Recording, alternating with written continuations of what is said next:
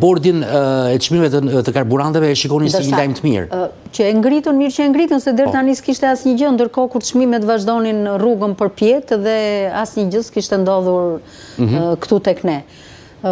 Është një ironi, një cinizëm te ky bord që thotë që unë do filloj të veproj, se vetëm po monitoroj, do me thënë po shikoj.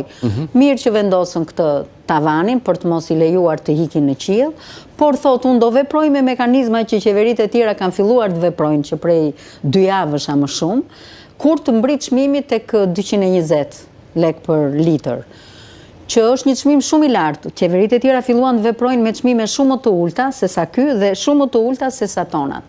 Cili është dëmi ky që na vjen, që na sjell, përtej prekjes së xhepave ton, një popullsi me të ardhura shumë të ulta në krahasim me të gjitha vendet e tjera, shumë i varfër i krahasuar me vendet e Evropës, prek edhe ekonominë.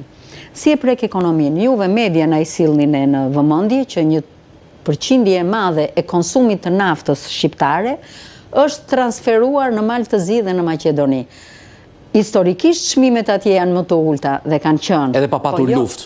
Po jo, kësaj radhe nga lufta në Shqipëri kërcyen më me shpejtësi se sa në vendet e tjera. Kështu që diferenca u bë e madhe dhe shoqata e hidrokarbureve ka bërë llogaritje dhe thonë që 25% e këtij konsumi, domethënë blerja e karburanteve, bëhet në kufi me Malin e Zi dhe në kufi me Maqedoninë, sepse çmimet janë deri në 40-50% më të ulta se sa çmimet. Janë radhë të thuash radhë kilometrike të makinave që shkojnë dhe furnizohen. Dhe ajo që është më e trisht, thonë që ne jo vetëm përfitojmë dhe mbushemi me karburant, por ne mbushim makinën dhe me ushqime.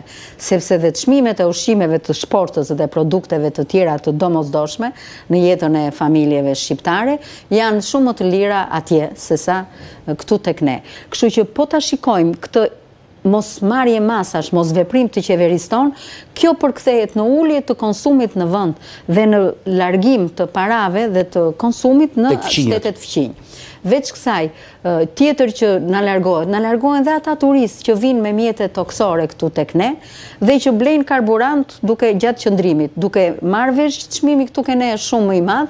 Shoqata e hidrokarbureve kishte bërë llogaritje dhe thoshte që rreth 15-20% e tyre tashti furnizohen jo më në Shqipëri, po furnizohen jashtë. Përpara se të hyjnë në vendin tonë. Qoftë se qeveria do të kishte shoqëruar këtë vëmendje dhe ngritjen e këtij bordit famshëm, unë në një simpati, domethënë njerëzit në përgjithësi nga eksperienca e viteve të kaluar, bordi nuk është se dha ndonjë efekt që lehtësoi ekonominë dhe lehtësoi familjen. Dhe i referoheni kur nisi lufta e Rusisë në Ukrainë. Po, lufta e Ukrainës.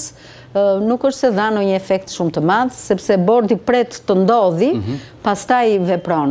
Dhe veç kësaj, unë do thoja që bordi, duke qenë se ka dhe emrin transparent, i transparencës të ishte më transparent, do me thënë të tregonte me saktësi formulën që përdor për llogaritjen e çmimit dhe vlerat e çmimeve dhe të gjithë variablave që hynë në këtë çmim, doganimi, transporti etj. Kjo do të ndihmonte të kuptonim ne dhe këtë ankesën e gjithë bizneseve të hidrokarbureve që thonë këto çmime që keni vendosur ju, i thonë qeverisë, janë çmime që janë nën kosto. Këtë do besojmë ne tashti, qeverinë që ka bërë llogaritjet. Sepse na mungon transparenca e gjitha detajeve. Dhe nuk është se unë do anoj 100% nga bizneset, megjithse në përgjithësi kam parimin e mbështetjes dhe i kam të fushës, sepse janë po këto biznese që nuk mund të mos i akuzojmë dhe për abuzim për sa ju përket çmimeve, jo vetëm në karburante, por edhe në produktet e tjera. Dhe këtu jap të drejtë ministres kur tha që u vure një rritje çmimi që nuk reflektoi uljen kur në bursën e Brent apo të Platts çmimet ranë.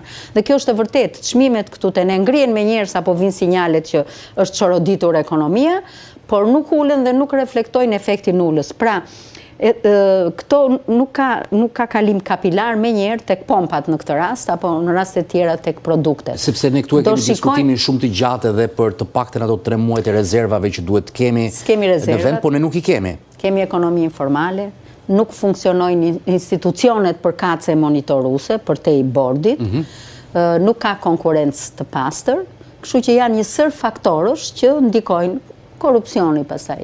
E tjerë. Dhe ne, për çudi, gjithë nafta na vjen nga deti, nga porti i Durrësit. Këtu vjet pikpyetja e kontrabandës, sepse atje është më kollaj të bëhet. Nuk kemi, siç kanë shumë vende, për shembull Italia, vende të tjera e kanë me rrugë toksore. Tash i pikpyetje janë këto, se patjetër. Gjë të saktë nuk kemi. Zoja Kuxholli, ju e përmendët pak përpara që gjithmonë edhe pa patur luftë siç është kjo e Iranit, ku reflektohet rënja e dollarit apo rënja e çmimit të naftës për fuqi, këtu ne nuk ndodh dhe ne nuk kemi asnjë diskutim që po na ulet çmimi i karburanteve, sepse vjen si efekti tregut jashtë apo si rënje e dollarit, por gjithmonë i bëjmë këto biseda siç është edhe kjo e sotmja, ku ne gjithmonë jemi të parët që na rriten çmimet. Post mortem, mbasi ndodh. Kështu që Kryeministri Rama ka thënë që nëse çmimi i naftës do kalojë mbi 220 lek për litër, atëherë do të aplikohet një ulje për 20% e aksizës. Pra vetëm kjo do të jetë masa. Nga 7 taksa, çmimi ynë, domethënë çmimi i naftës në Shqipëri ndryshe nga vendet e tjera, ka shumë taksa, e ka barëm fiskale shumë të madhe. Ka 7 taksa.